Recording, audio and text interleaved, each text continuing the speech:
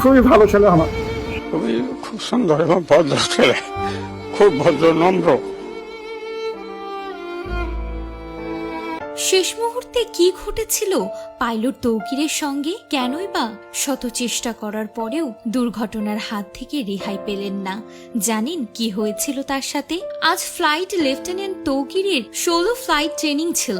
16 flight training হলো একজন পাইলটের training এর সর্বশেষ ধাপ। ফাইটার জেট অপারেট করার জন্য একজন পাইলট যে হাই স্কিল্ড সেটি প্রমাণিত হয় 16 ফ্লাইটের মাধ্যমে। ট্রেনিং এর এই পর্যায়ে পাইলটকে নেভিগেটর বা কো পাইলট বা কোনো প্রকার ইনস্ট্রাক্টর ব্যতীত একাই ফ্লাইট অপারেট করতে হয়। ফ্লাইট লেফটেন্যান্ট তৌকির আজ সেরকমই একটি ট্রেনিং ফ্লাইট অপারেট করছিলেন। যে কোনো প্রকার ট্রেনিং ফ্লাইট সিভিলিয়ান এরিয়া থেকে দূরে হয়ে থাকে, তবে 16 ফ্লাইট সাধারণত আরবান এরিয়াতেই হয়ে থাকে। আর আরবান এরিয়াতে এ ধরনের সেন্সিটিভ ফ্লাইট অপারেটর করার জন্য পাইলটকে যথেষ্ট কোয়ালিফাইড হতে হয়। ফ্লাইট লেফটেন্যান্ট তৌকির তেমনই একজন পাইলট। তো ট্রেনিং এর লক্ষ্যে তৌকির তার F7 বিমান নিয়ে কুর্মিটোলা পুরাতন এয়ারফোর্স বেস থেকে টেক অফ করেন। এরপর উত্তরা, দিয়াবাড়ি, বাড্ডা, হাতির ঝিল, রামপুরা আকাশ জুড়ে তিনি উঠতে থাকেন। তবে কিছুক্ষণের মধ্যে তিনি বিমানে কিছু সমস্যা আঁচ করেন। কন্ট্রোল রুমে রিপোর্ট করে জানান যে তার বিমান আকাশে ভাসছে না, মনে হচ্ছে বিমান নিচের দিকে পড়ে যাচ্ছে।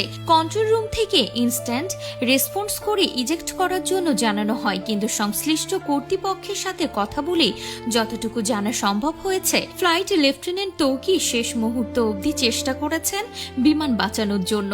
তিনি বিমানটি সর্বোচ্চ ম্যাক স্পিড তুলে বেসের দিকে ছুটতে থাকেন। এরই মধ্যে কন্ট্রোল রুমের সাথে পাইলটের যোগাযোগ বিচ্ছিন্ন হয়ে যায়। তার ঠিক 1 থেকে 1.5 মিনিটের মধ্যে বিমানটি নিয়ন্ত্রণ হারিয়ে উত্তরা মাইলস্টোন স্কুলে বিধ্বস্ত হয়। এখন পর্যন্ত এতটুকু জানা গেছে।